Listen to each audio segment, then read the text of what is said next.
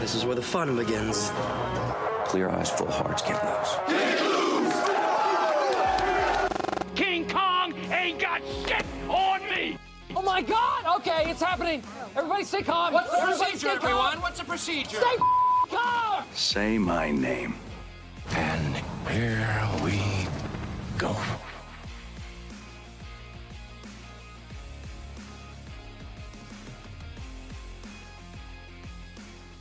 Welcome back, ladies and gentlemen, boys and girls. Grab your snacks, get your popcorn ready. It's about to get realish.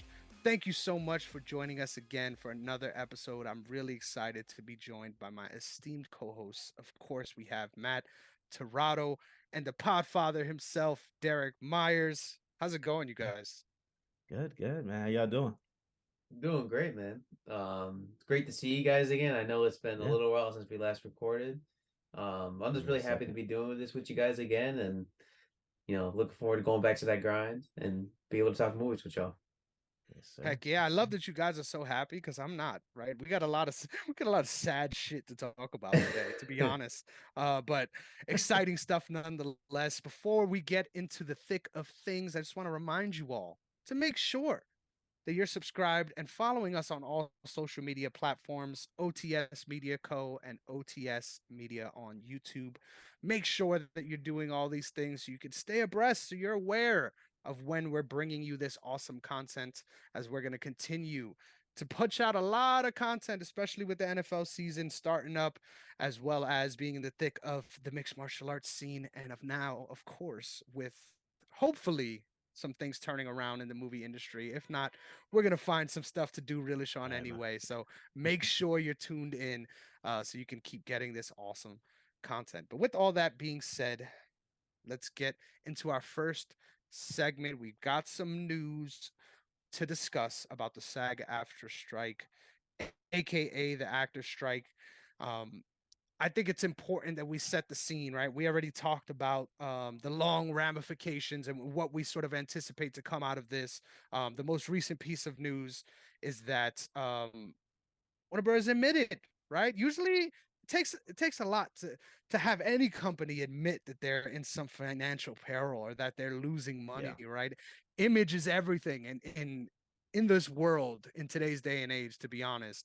But I think it's hilarious because it's almost like they thought they were going to get one kind of response, but in reality, it just really sort of shows us the ridiculousness of what's going on, right? So the figure is $500 million. If we're anywhere near correct, that is nowhere near. That is a fraction of what was being asked for by the guild and everyone else. So I'm just curious, you can't call this anything else but a slap in the face, right? Yeah, I mean, at this point, I think it's very telling that they're willing to take such a loss in profit in order to stay stubborn and not want to pay what is being asked to be paid.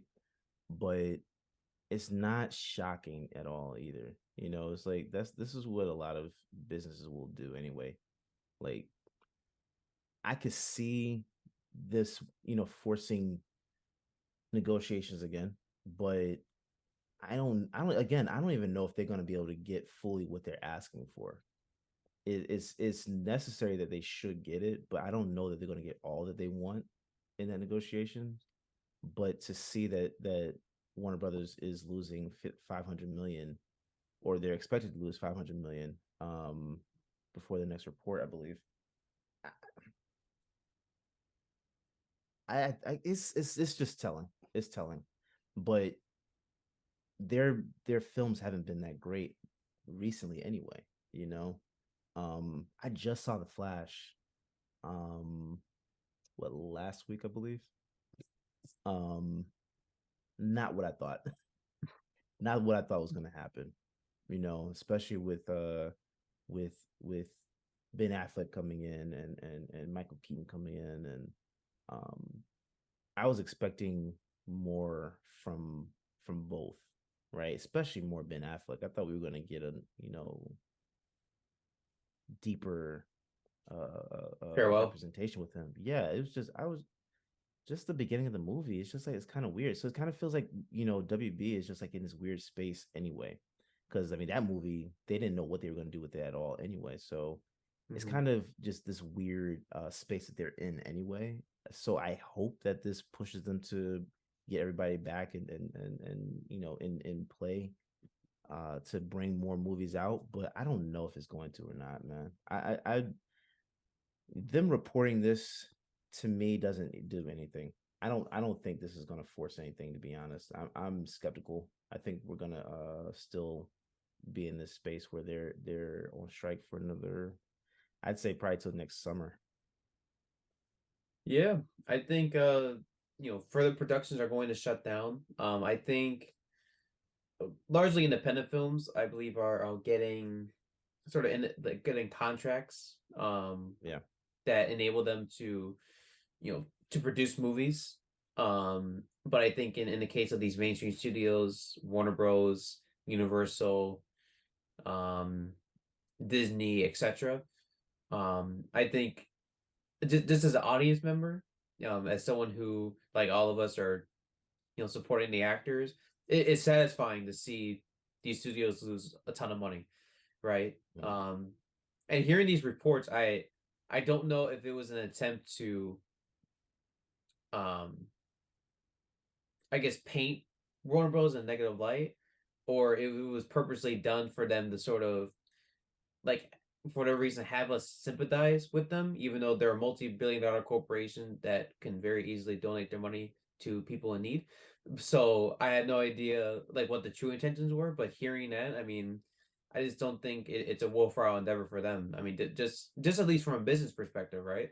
And considering all the actors, and I think eventually we are going to see more sort of staff members who are going to be speaking on their negative experiences working on productions, from DC, especially visual effects artists who have definitely come out, being very vocal about being severely underpaid, unrealistic deadlines. I think um, Warner Bros. Losing money is just the tip of the iceberg for them. And I think at some point, if the strikes continue on and they're just going to continue being unable to produce any movies or TV shows, it wouldn't surprise me if in the next year or two they sell, because this is not what the amount of money they've lost over the past few years, and every quarter, it's not sustainable, and nothing they do can honestly help them rebound. So Yeah. yeah, Yeah, I for mean, in the me, end, it's good riddance. yeah, good riddance. For me, it's so clear that this is just all about control, right? You don't want to let the inmates run the asylum, so to speak. So you're going to be as egregious as possible. And like you said, I don't understand the motive here. Like, there's no reason to have any sympathy towards you guys at all, in the position that you're in. So I really don't get what's the goal of that. Like, I think if anything, it just makes you look worse. The fact that you're trying to pander to that, to try to get some sort of result. I still am firm in believing that what they're asking for is not a lot. It really is a drop in a bucket, and it almost feels like it's less, right, than they should be asking for. So Yeah. once again, just the disrespect, right? To try to take this stance and make it seem as if they're being robbed of something when in reality they have been robbing these people for years. Oh, So for sure. I Good way can't to put wait it.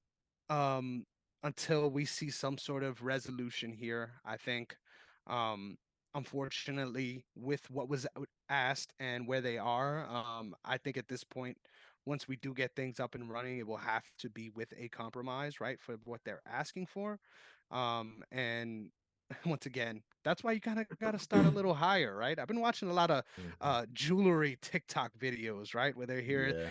making these deals. You got to start your negotiations up top, right? Yeah. Because if Yeah. not, they're going to be willing to undercut you, even if you're willing to go low, right? So, Hmm. I just hope for the best for all of those people involved. And honestly, I couldn't care at all about any of these purported losses from the, because like you said, man, like this really is not a big deal to these people. I'm sure um, they have not had to turn the water off at their luxury mansions that take care of their backyard golf course, right? Like these issues are Yeah. not at all issues that are imminent. So um, once again, just rooting for all the actors and the guild to be able to come to an agreement here and hopefully get things running again, because of course as an audience, right, we are missing out on things, and the sad reality of it is people are only willing to be sympathetic to those things for such a long amount of time, Mhm. and I think some more than others, right? So I just hope as these things happen and this momentum continues, there's still a lot of strikes going on. I see them all the time from Oh yeah. downtown. So Yeah. um, just hoping that momentum continues to carry. Let me ask you guys a quick question though. Because I know with this strike, the main thing is the streaming numbers, right? Do you think that, let's say that the terms are agreed to, do you think that this is going to really hurt a lot of these streaming services in terms of, do you think that it's possible we're going to start seeing some more mergers? Because we've seen a couple of already within the last year, I believe. But do you think we're going to see some more come after this? Like whenever the strike is over, do you think it's going to end up catapulting that where a lot of these places have to actually merge together? I Ye- think them having to merge and being in that scenario isn't even a real telling sign that they're not a successful business. I just feel like they're not willing to make the same sort of push investment wise and Mm-hmm. like keep up with the time, so to speak, with the content that they're delivering to make their Mm-hmm. streaming service worthwhile. Like there's just so much out there at this point that you really do have to compete. So that's what I feel like a lot of it is about. I don't think any of those people that were forced to merge were like operating at a loss. Like I just think they were the potential of what everyone else is doing is kind of what I think in my mind is making them move in this direction. I will be interested to see. Personally, I wouldn't mind that because it's a lot of Right. things to pay for a month if I'm being real, and and the Yeah. streams only work for certain things, right? So Right. it's tough. Right. It's tough. But I won't be surprised if there are more mergers. But once again, I don't feel bad for these companies either. Like No, no, no, I don't no, think they're in a not at all. position where they're struggling or and that's why they have to do it. It's more so just a cost versus reward kind of thing. And I think if the numbers do come out, we're really going to realize just how much they're making off of people. Because yes, you have your subscription and all that good stuff, but some of these services have ads, right? So the fact that you're Yeah. running Yeah. ads on Yeah. top of this, Yeah. I'm sure you guys are not hurting. I Yeah. didn't even I think about also ad revenue. yeah, I was gonna say I also think that studios moving forward are going to be on the high heels. I think if at any point an actor or a writer feels as if they're let's assume that terms are agreed to, that these new terms are being violated, in their contracts or just in their everyday work life. I think we are going to see production shut down. Mm, Or at least be paused temporarily. And so I think now moving forward, assuming that wages are drastically changed, which they should be, I fully expect actors to ask for more guaranteed money up front, so that they don't have to sort of wait until the back end, right? Whether it be box office revenues or however else, writers and such are technically being paid. Um, so that's definitely an element too, I yeah. feel. Yeah.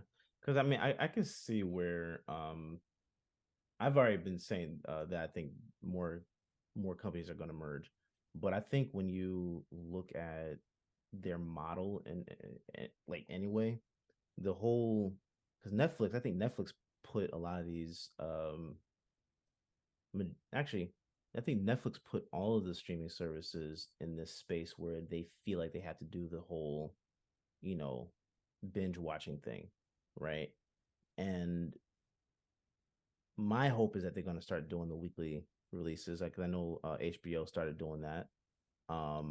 with a lot of their programming.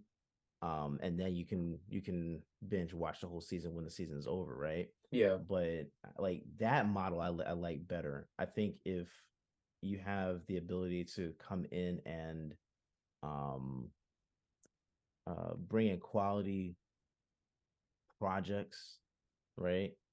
Um, and follow that model, I think that a lot of the services could actually sustain a lot longer. But to me, I think it makes sense to just merge. Because like if you look at Apple TV, like they have really great projects, right? But they don't have projects that are going to make you want to stay subscribed for a year or two. You know what I'm saying? Like they have projects that come out and they do it right to me because it takes them a little bit. They take a little time to release their new projects and they do it the proper way. But just imagine if they had all their stuff on, like, let's say, like a Hulu, right? Where Hulu, you see, they have all the cable subscription, I mean, all the cable services, the channels, but you also have their original content. If Apple was on Hulu, the the the the showrunners could technically do the exact same thing that they're doing on Apple under Hulu, and it would still be there, right? But I think a lot of the independent filmmakers are going to be able to get a lot of opportunity. Like I've been saying that since the strike started, it makes sense for independent filmmakers to go in and just and take advantage of this time to get their stuff on these platforms. It makes sense, especially if you're a writer. If you're a writer, it would make plenty of sense to do that.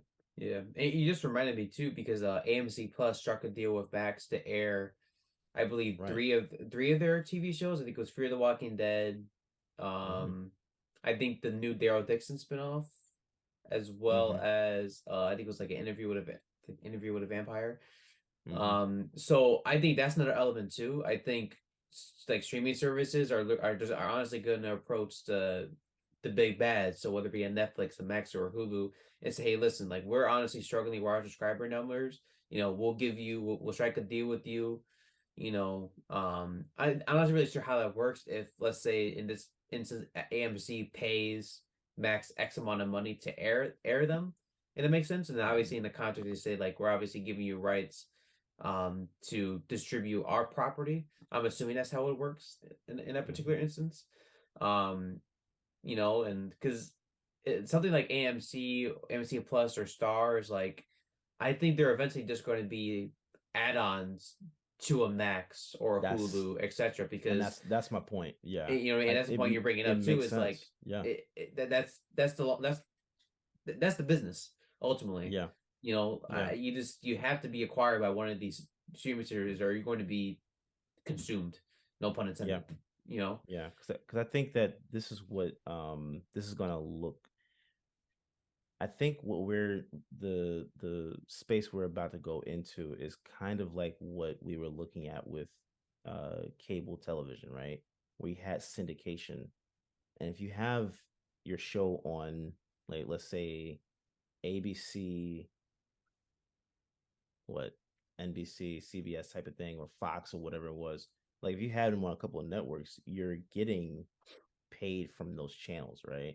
I think that what is going to end up happening is with this negotiation, if your rights are sold to another streaming service, that's going to be the exact same thing, quote unquote, like syndication, the syndication model. Yeah. So I mean, I would like to see it. I would like to see it. I think that now we're in a space where a lot of filmmakers that weren't really thinking about how doing certain things affects them down the line. I think they're just going to be a little smarter in with how they approach the table to do business, because I think it makes a lot of sense to restructure everything at this point. Streaming is forcing everybody to restructure their format. We're just in a new day and age, Yeah. It doesn't make sense to keep doing the same old thing in a new era.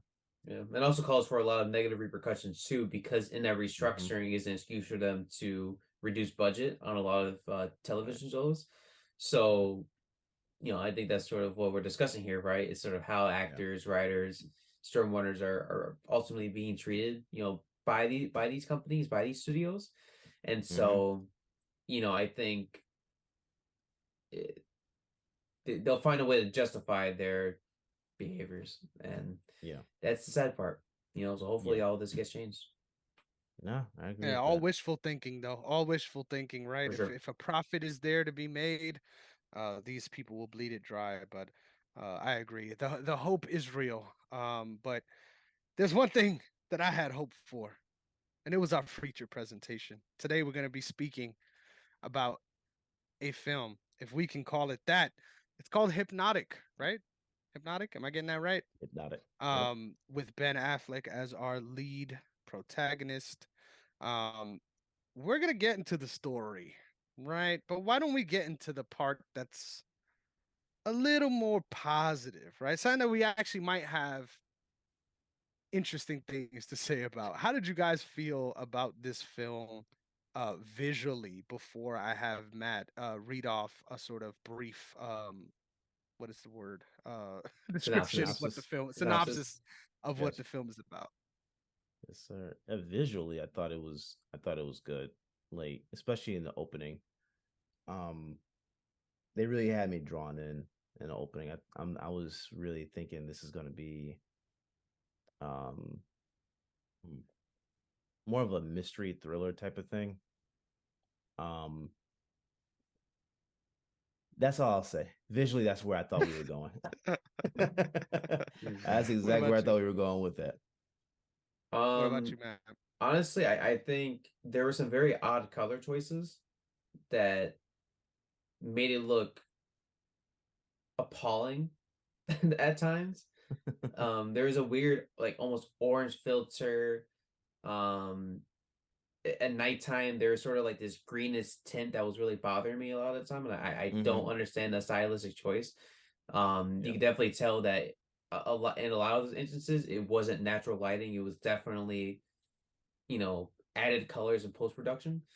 Um, so yeah, that's all I'll say about the visuals for Matt, now. I love that you touched on exactly what I wanted to get into because I thought that was just gonna over you guys' heads. But for me, what bothered me the most, right, before I get into the positives, what bothered me the most was that color splash that they would do. And they also did it with red. The majority of the time they did it with red.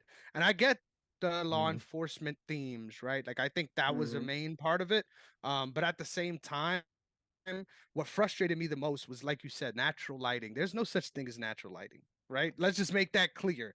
But your Yeah. job Yeah. as a gaffer is to try to mask the light in a certain way so that it seems natural. There's Right. what's called practicals, which is one of my favorite tools on set, where you are actually putting visual cues for lighting explanations. That's the best way to explain it. And there was no practicals for any of these color blotches that you were mentioning, Matt, and it pissed me off, man. There was so many red beams. The only one time was that exit sign, which was probably one of the best shots in the whole film, with Nix coming down the hallway when he was in Yes. his trance state. One of the best, in my opinion, visually looking scenes of the entire film. I I do like agree about that. Yeah. I like the color palette of this film as a whole. Like I feel like they did a good job of finding these different areas to use, especially like the monochromatic beige sequences and like the city sequences. Those all look really good to me. I thought visually, if you this is a movie you show to people who like don't know not much about filmmaking, and they'll be like, yeah, like this was like shot really well. And like you could see why Yeah. they say that. Like it's not shot poorly, it's not jarring or anything like that. But as someone that knows about what goes into the backside of it, like I really feel like it felt like a gel class to me. Do you guys know what gels are? To explain very Yes. quickly, Yes. um, you sometimes use color correction films, right, where it's a large piece of paper, and depending on how many stops you need to go, you sort of cover your lights with it so that you have an orange hue or a blue hue to match daylight or to match tungsten. They also have colored gels, which they generally recommend you don't really use, if I'm being honest. But Color Gels is exactly that same film, but instead of matching for color temperature, it is just a straight color. So you'll have a colored light versus a natural light that you can change the color of in post. To me, Oh, this that's what they felt use. like Okay. Yeah. a fucking lesson on gels the entire film, because they were just trying to throw in these different things, Yeah. Yeah. and there was no like reason to actually, like you said, the green tint, the blue I didn't mind as much, but the red specifically was just so jarring, man. It was a lot in dark Mhm. areas, Mhm. where you could have accomplished the same sort of effect with competent sort of production design, right? Mhm. Costumes, the Mhm. surrounding area and the shops, things like that. The fact that they just Mhm. went, fuck it, we throw in these red blobs, baby, really threw me off, and made me feel like, are we in like a laser room right now? Like, Yeah. Yeah. how is it so dark and there's random bright spots of red with no practical? There's no Right. alarm light going off right now in this bat cave. Why is Right. it so red? I beat this horse to death, but we're gonna have a lot more things to complain about. So Matt, please let the people know what this film is about. Absolutely. So, determined to find his missing daughter, Austin detective Danny Rourke finds himself spiraling down a rabbit hole investigating a series of reality-bending crimes where he will ultimately call into question his most basic assumptions about everything and everyone in this world. Aided by Deanna Cruz, a gifted psychic, Rourke simultaneously pursues and is pursued by a lethal specter, the one man he believes holds the key to finding the missing girl being his daughter, only to discover more than he ever bargained for. And I think in hindsight, that sounds like a really cool synopsis, but instead, we were greeted and introduced to a piece of shit of a film. And so I think it goes without question that instead of us waiting until the end to do this, I think we should just provide our ratings and then from there just Ooh, justify why we gave our ratings. So, I love it. Mr. I wasn't Mr. ready for Derrick, this. the Podfather, what do you give Hypnotic, starring Ben Affleck? So I'm gonna be completely honest. I think this was Ben Affleck's worst film that I've seen. I want to say ever, because I've never.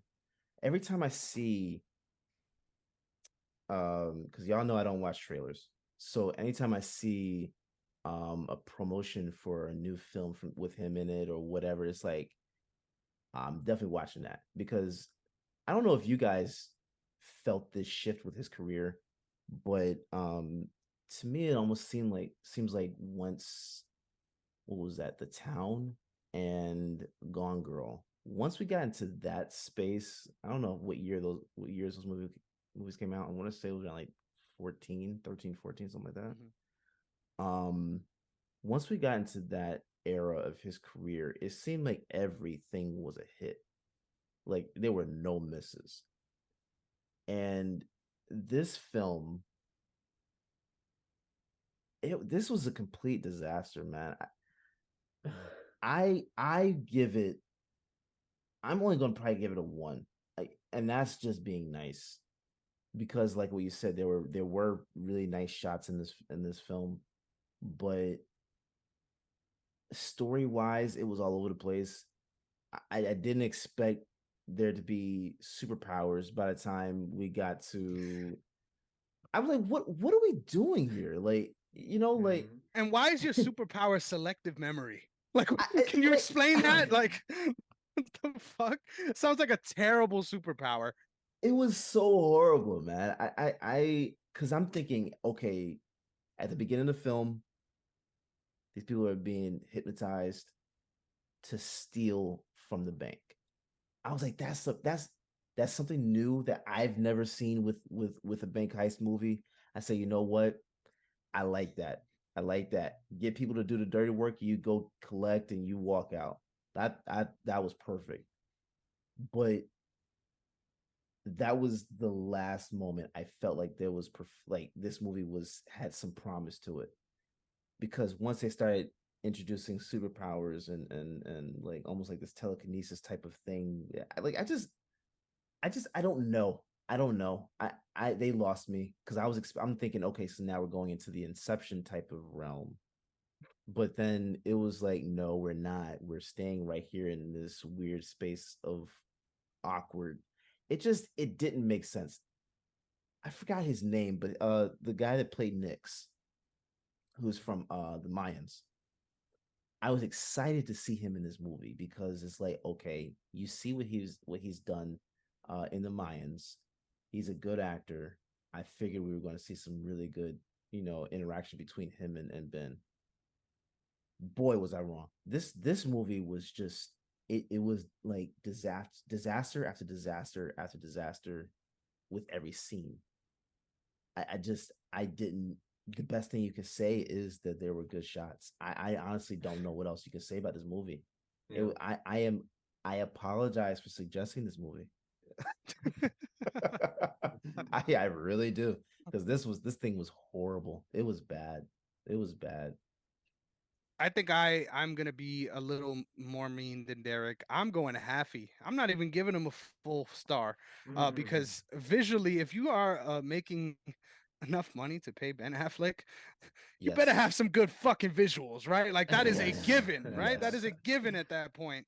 The fact that have you guys ever seen Memento?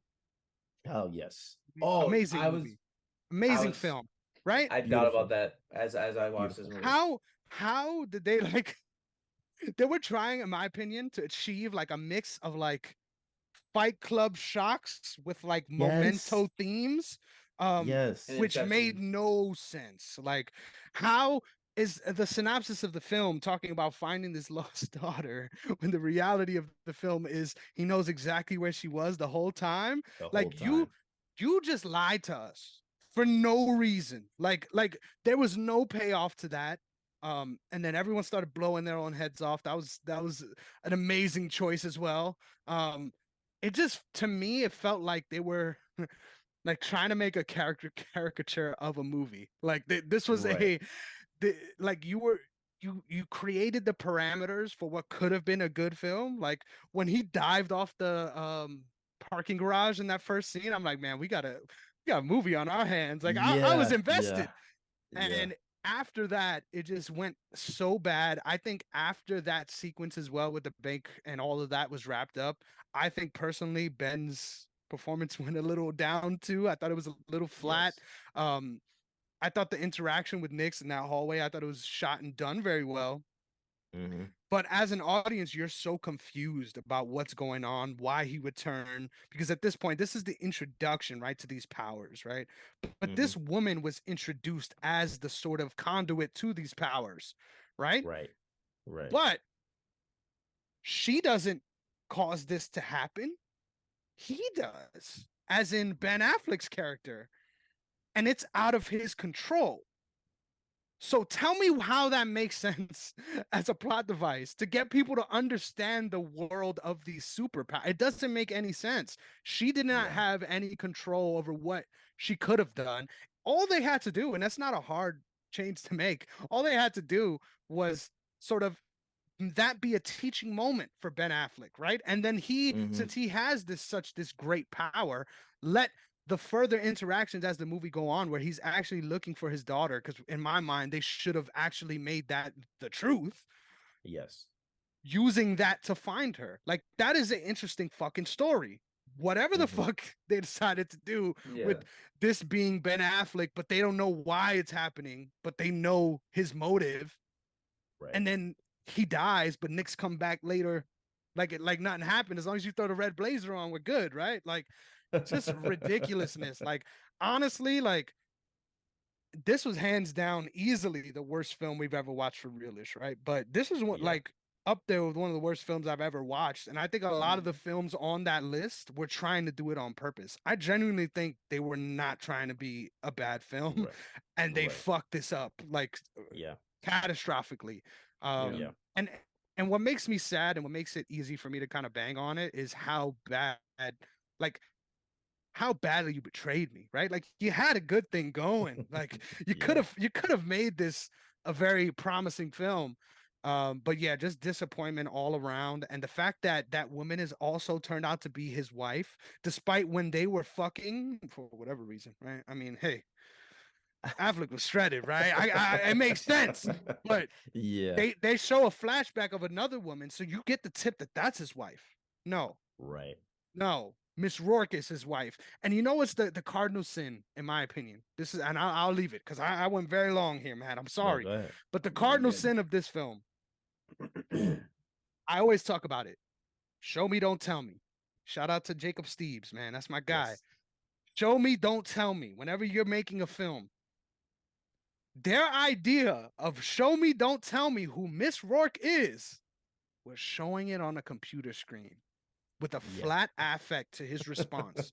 You know how, like, I was legitimately, while I was watching, I was confused on whether or not I was missing something. Like, am I not Yeah. understand? Like, Yeah. did they explain it and I just missed it? Mhm. Did they, like, no, they decided to tell us wholeheartedly the truth about this woman at a moment that they didn't have to. Like, they could have, Mhm. if that was the truth, when they met later on and they had the reunion with the daughter, that would have been a fire reveal, right? If that was the reveal then. How, as a fucking individual that's looking for your daughter, you don't know who your daughter is and you don't know who your wife is? Like, none Mhm. of this makes sense. Once again, how is your superpower fucking selective memory? It makes no sense, bro. Yeah. I'm sorry, man. Go Um, ahead. No. Yeah, and this like so I'm at a 1. I think every film has something to offer, and that's my lowest score. But I'm just gonna get into it. Like Ben Affleck gave the worst performance of his career, and like his reaction to certain events happening made it seem like you know, like the feeling when like you stub your toe and you're like, oh god, or like, you know, it looked Yeah. like he was just like blatantly staring at Yeah. nothing. Like Yeah. his partner gets shot in the head and he's like, Nix. He saw him get shot in the skull and he's like, Nix, bro, he has a bullet hole in the middle of his skull. He's dead. Your And there's partner. no emotion. We get no insight into how complex or in-depth the relationship is, even though it's more of like it's a simulation. There's a severe lack of chemistry between Ben Affleck and Alice Braha that I did not buy into the fact that they were a married couple who had a daughter together outside of these like quick little flashbacks of them being happy. Oh my goodness, my daughter. Shut the fuck up. But like, you know, and then to top everything off too, like the trigger. Let's talk about the trigger for a second. Yes. So it was confirmed in the movie that they did this 12 times up until the 13th time, okay? So when in the fuck did he take that photo of his daughter and use it as a trigger? Because they don't establish in the movie whether or not that photo is real. That photo is real. So that means, right, they allow this stupid bitch to put a picture inside of a lockbox for 12 straight times and he didn't even pick up. I'm sorry for my language, but I was gonna say like, Go ahead. but the sheer fact, right, that they kept let them keep that picture inside of that physical. It's a physical lockbox. It is a physical That lockbox. was real. Right? Yeah. Because when he jumped off the scaffold, it was proven like it was like a small little scaffold, like it was like the rooftop or whatever the case is. So none of them thought to like grab the picture. And then on top of it, like I said, so sorry for my language, by the way, guys. I'm gonna tame it off a little bit. But then moving forward, like when it comes to like all of these like people and like there are so many times where like Rourke and whatever her face is, I won't say Alice Braha, and she's a great actress, by the way. I don't want to like dog on her because she's had like really good performances and stuff, but they're like together backed up in the alleyway, and instead this movie kept doing a thing where like this old ass dude will like show up, stare at Rourke, go away, they run, Rourke comes, run away, cornered, talk to him, run away, find him, run away. And they kept doing that over and over and over again. Yeah. The thing that doesn't make any sense to me is that you did these simulations 12 fucking times in a row. you after the fifth time, you should probably find a different way. Switch it And up. if your memory is selective memory, can't you just Yeah. control him? Like, what psychological blockage does he have? Because it's not his daughter. His daughter isn't missing. You know what I mean? Yeah. Right? They don't Yeah. establish what the psychological blockage is. So Yeah. you're telling me that with all your technology and all the powers, you can't figure out what the blockage is and just find out where his daughter is? It's nonsensical. It makes no fucking sense. And I was confused. Like I thought I was stupid. Like I genuinely thought like I missed like critical plot points, and I watched it like back to back. I wasn't interrupted. I wasn't distracted. And this movie does such a shit job at explaining how these things evolve. And then the ending is a shit show. They introduced these two characters who are like the foster parents to Rourke, and we're supposed to like all of a sudden like care for them. Like we didn't even get their names. Number one, like briefly, it showed like on a computer screen, and then they come in like near the end where like the daughter ends up doing like the fucking like the lost arc. She does like the lost arc and all these people. They literally, no exaggeration, end up like start like shooting at each other and everything, and then like they come out of nowhere and start like literally come out of nowhere, take out their guns, and then they start like shooting them like out of nowhere. You know what I mean?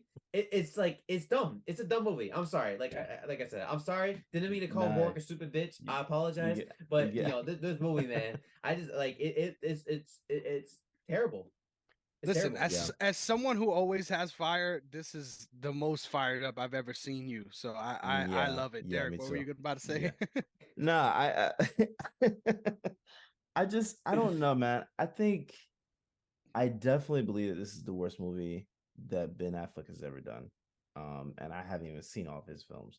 But do you remember? Oh, Chris, I'm not sure if you were with us on this episode, where we reviewed that movie, Red. Do you remember that, Matt?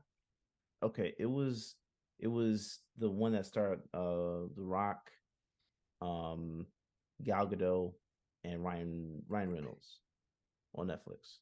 Oh, Red Notice? Red Notice, yes. Do you remember how we talked about The Rock's running in that movie? How slow he looked running in different scenes. I don't think I was around for that for Red Notice. I'm pretty sure that was you and I were talking about that. I'm pretty sure you and I were talking about that movie.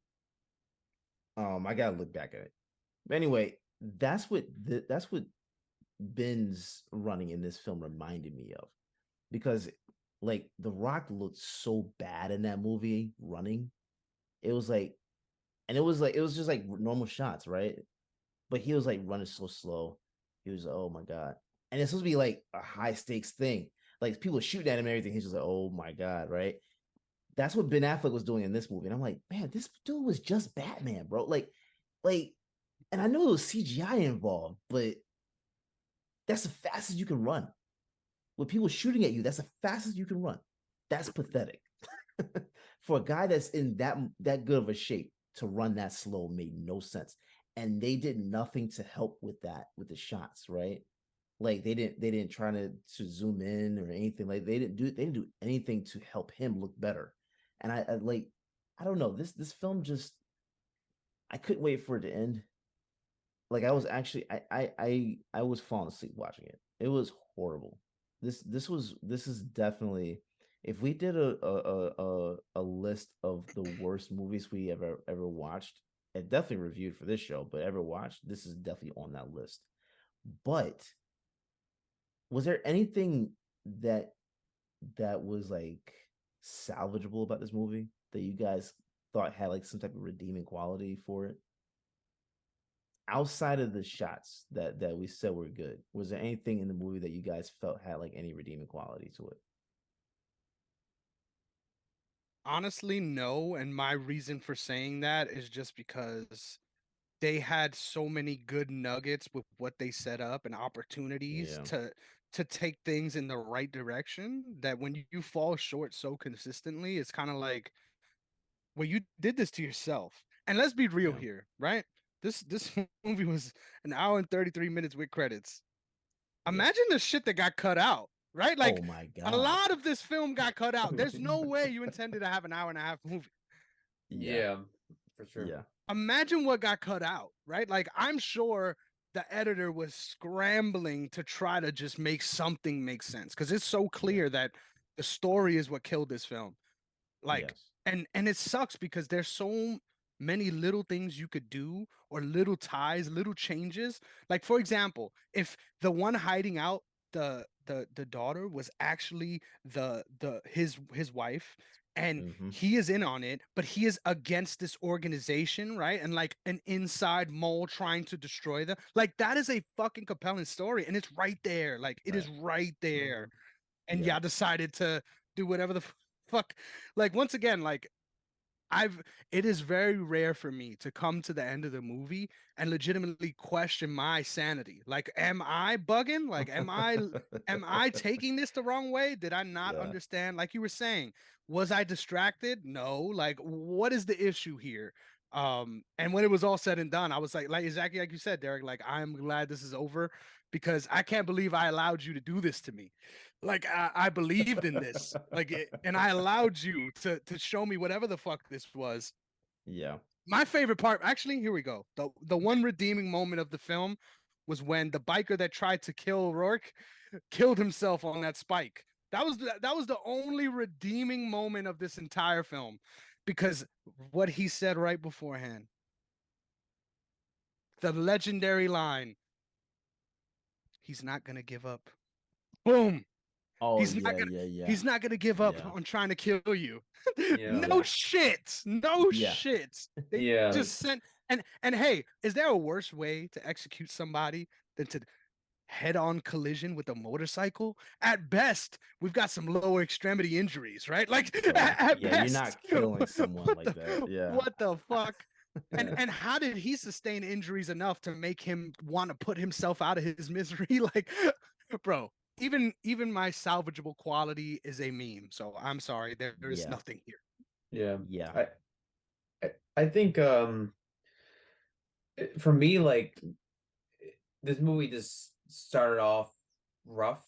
I just think Ben Affleck's performance, especially in like the initial flashback to him interacting with his daughter, was so unconvincing. Just his lazy line delivery and Yeah. his monotone delivery, just his facial expressions. He was just very robotic, and I honestly felt like Yeah. he was just collecting a paycheck and wanted to work with Yep. his close friend Robert Rodriguez, who directed the movie. And then that alone didn't convince me that this was a true father and daughter relationship. And so if you can sell me within the first 2 minutes, because in the first 2 minutes they're explaining what the plot of the movie is going to be, then how am I going to stay invested for an hour and 30 minutes? And then when it came to the whole bank, like the bank robbery scene, it was laughable. Seeing all these cars like randomly like fly into each other, a guy in the passenger seat flies out of the That was so window. random. You have a woman, Hey, if Shuddy in took a that off, I might have crashed like that too. I'm just saying. yeah, and then like you have a woman like randomly like stripping down her clothes in the middle of the street, which was just like like weird to see. Like, Yeah. why did he feel obligated to do that? And not only that, like the bus clearly stopped. Why or how did three cars crash into each other? Like there was no indication that that would occur because of that woman, walking like to the fire hydrant to cool herself off. Contextually, guys, the people who are watching, like the main bad guy or whatever, like hypnotizes woman or whatever. Like this whole hypnosis thing. We don't know And this while then it's happening as an audience, though. I think it's important to make that distinction. But go ahead, man. yeah, like we're forced to make that conclusion ourselves, which is another dumb thing too. You know what I mean? And it's just like they try to, and then the music choices in this movie too were so generic. It was a lot of Mhm. like high like high tempo, like Mhm. you know what I mean, like fast tempo, and Yeah. like really like I'm terrible like explaining music, but it's just like it was getting like really loud. And I remember there's one point where like I think like I was gonna say Nick for some reason work was like running to like the parking garage, and it like overpowered his partner's like lines. I didn't even hear what he said, Yeah. and it's Yeah. like you're trying to make us feel in like tense, but we already don't care about these characters. At least I didn't care about these characters. So I honestly don't care what position they put themselves in. Like, I just want this miserable experience to be over. You know what I mean? And it made me think, and it's funny, Chris said in the beginning too about sort of the similarities with Memento. Like, I kept thinking about Memento. I was like, in an hour and 30 minutes I'm watching this, I can watch a 2 hour and 12-minute Memento that has a near identical plot in terms of someone trying to discover the truth. You know what I mean? And it's just it was rough, man. And I don't know what to say. Like You I'm can't speechless believe now. it almost, right? Like you can't believe that this got the pass, right? Like they watched this and it was like, you know what? Let's I know. fucking put it out. Like I cannot believe that. Like it's crazy. Yeah. How about you, I would Derek? go on strike too. This is horrible. If this is what I was made to make, like, nah, bro, we calling it quits. This was just a horrible movie. There was nothing. I didn't see any redeeming qualities with it either. I was just trying to figure out if there was something you guys saw because I didn't see anything. I tried to come I up with was one. I swear, I gave a good faith even effort. even the one you came up with, you still just did. It's just whatever. It's just I don't know, man. This movie again. I really think this is the worst film of Ben Affleck's career. I know a lot of people would say Daredevil. Daredevil to me was actually really good. It's way just better than this. Nice guilty pleasure film. Yeah, it's a nice guilty pleasure film, and I think that came out in like 04, so you got to take it with the time too. Like, there's a lot of corny things happening during that time period. So I'm not gonna say this is worse than Daredevil. Daredevil was good. This was just like you said, Matt. It seemed like this was just a paycheck. I got a question for you guys before we wrap. How about this? What are the odds, right? If you were a bookmaker, right? What are the odds that this script was written with ChatGPT? It looks like it. Right? And you know what? That's a great point. Because if this is a film that was created. No, I know what ChatGPT is. I'm actually curious if it actually was written by ChatGPT. But if this is an example of a film made by AI or written by AI, we are going to be in some bad areas pretty soon with what we have to watch, because I'm not doing this. I'm not like this. If we have to sit through another film like this, I apologize for suggesting this movie. This was this is a Tubi movie, right? This was a Tubi movie. Bro, I almost feel like that's an insult. That's an insult. Because this was just this was not it, man. Yeah. This was not it. I don't know why they felt like you should not get a treatment for this film and look at it, read it, and then go like, yeah, that sounds great. No, man, this was not it. And a friend of mine actually said that he loved it. We gotta judge this man. Judge this man. To me, I saw this coming from a mile away where this movie was going. This movie I was not shocked. I wasn't like sitting at the edge of my seat. It was just like, just finish it, please. Just end it. Put me out of my misery. I did not like this movie at all. There was nothing about it that was good. The great part about it was the end credits.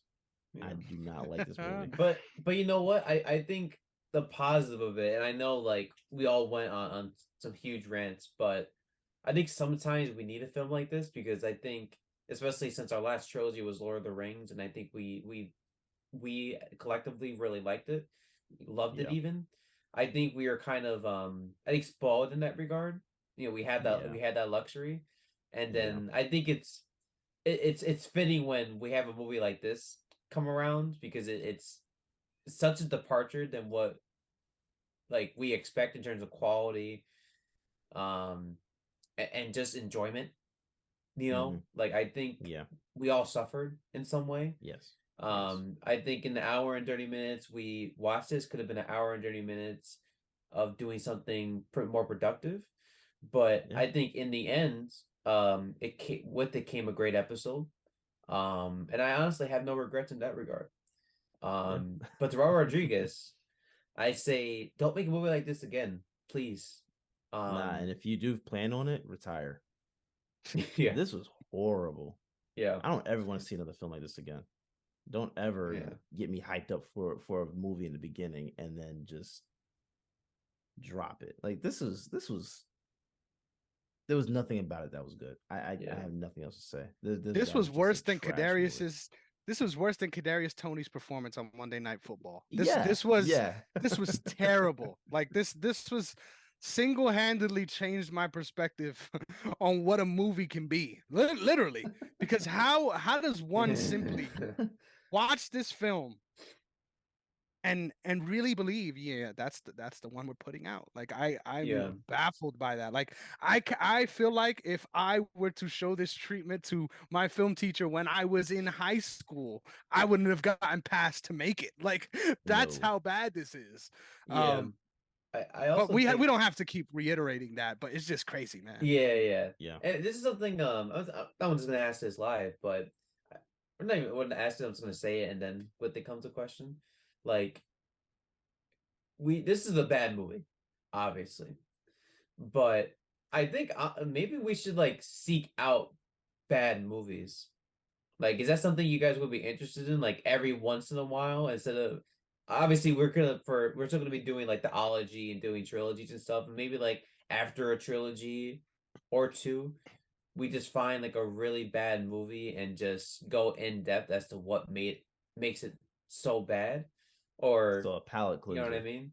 Yeah, exactly. I I don't would know if love you guys that would be actually. interested in that, I would but love that actually. Yeah. Yeah, Yeah. I Because think I think this a good opportunity to roast is always warranted on this side. Go ahead, yeah, Derek. for sure. But I think like what you were talking about earlier, Chris, about like discussing the different gels, stuff like that. I think there's that would actually be a good way to look at different films to learn what made it so bad, so that if there is a filmmaker watching this, you know, they can pick that up and say, you know what, you know, maybe we can adjust and do something, you know, figure out what we want to do and make it look better or sound better or whatever. I think that's sure. actually a good idea. It's a good idea. So with Yeah. this movie, it was what the The entire story structure. We could start The there. story The structure. entire story structure was garbage. And then shot selection. Yep. Yep. I think shot selection. Shot Felt like the selection majority of is this was on a 50 mm lens. Like Mhm. and I get that, right? You Mhm. want to be a part of the Mhm. ride, but in such a Mhm. surreal telling in a movie Yeah. where you want the audience to be confused. Yeah. It's weird that you don't lean into that visually.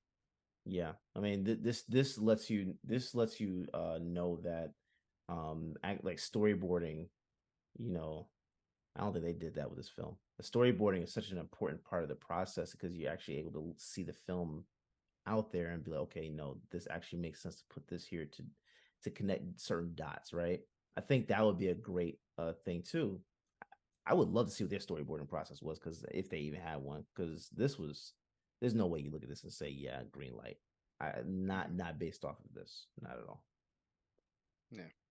Not at all. So I guess before we wrap up here, in closing, right? Because we already stabbed the dead horse and then took its head and mantled it, right? Like this is done. Godfather But style. yeah, literally. But what version of this movie, if possible, if you were given the budget, would you have made? Like, try to make this as succinct as possible, right? But like, what version of this film would you have made? For me, it is entirely leaning into the memento side of things, where Mhm.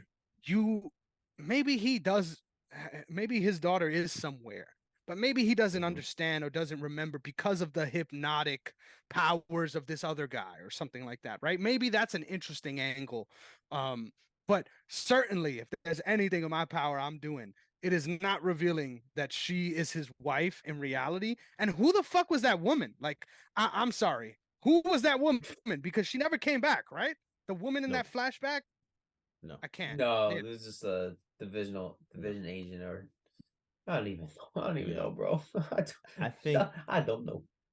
I think for me, if this was something that I was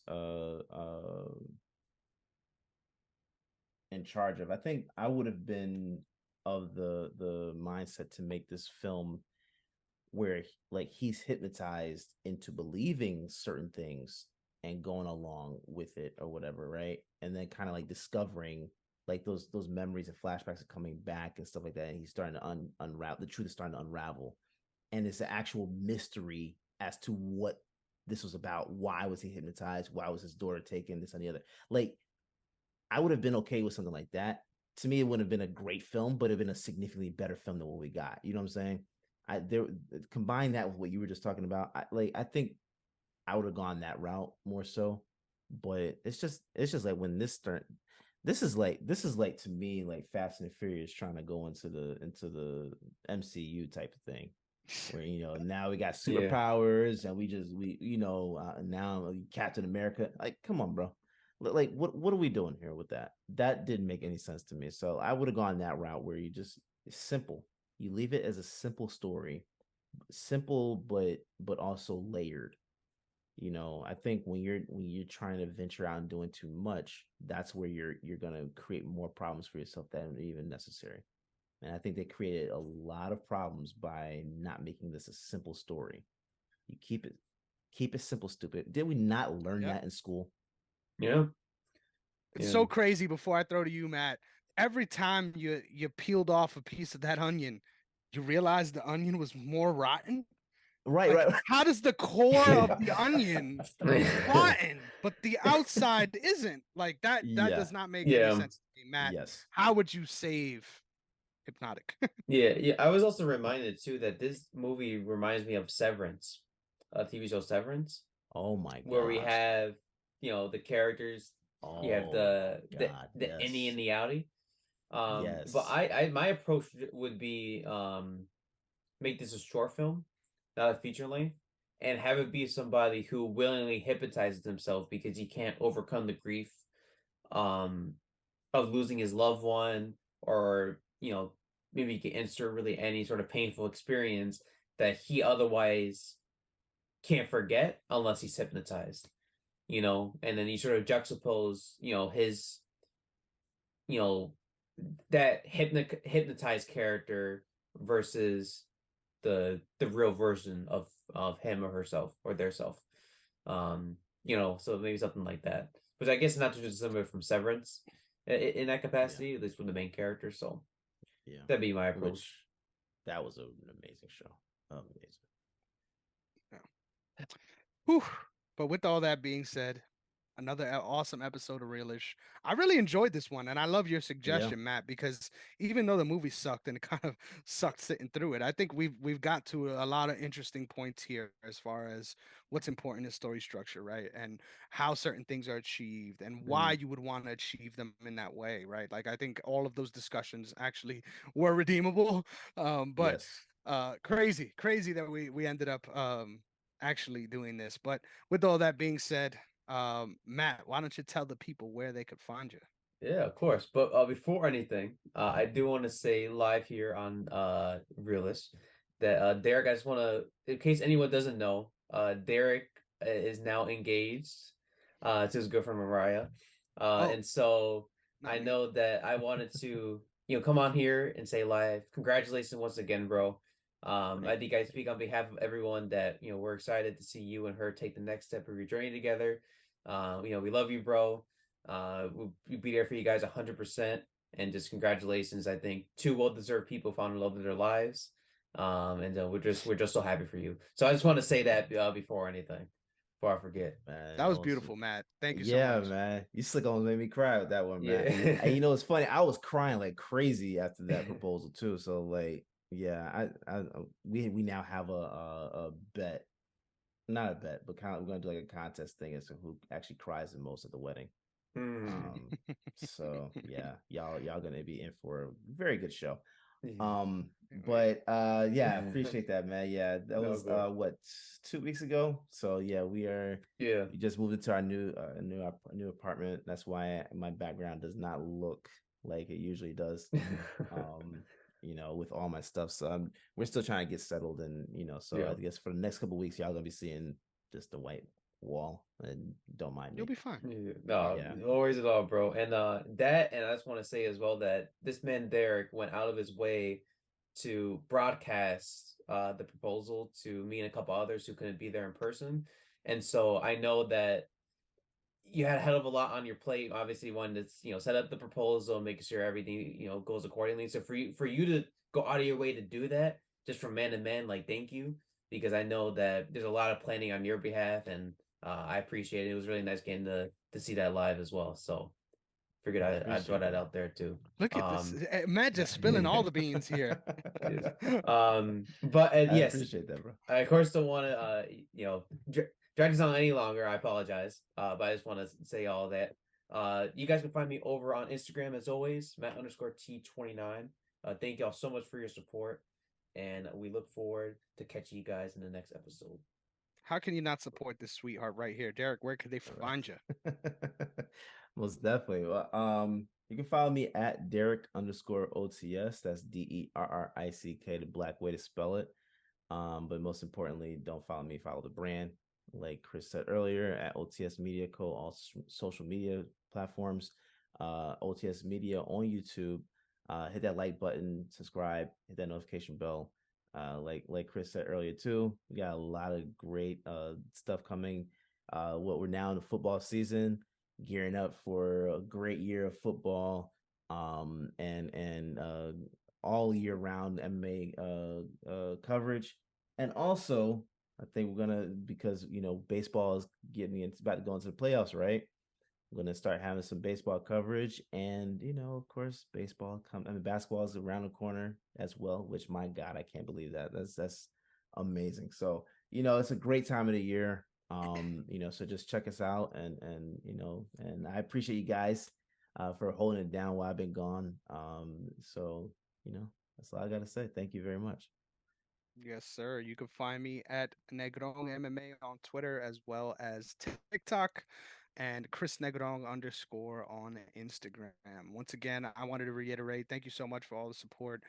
Been really awesome to see everyone sort of come together, right, and celebrate all these different things that we love with OTS. So that's really awesome. But like Derrick said, you already got all the good stuff. We're done here, and I can't wait to see you guys next time. Hopefully, with an awesome movie. We'll see you then.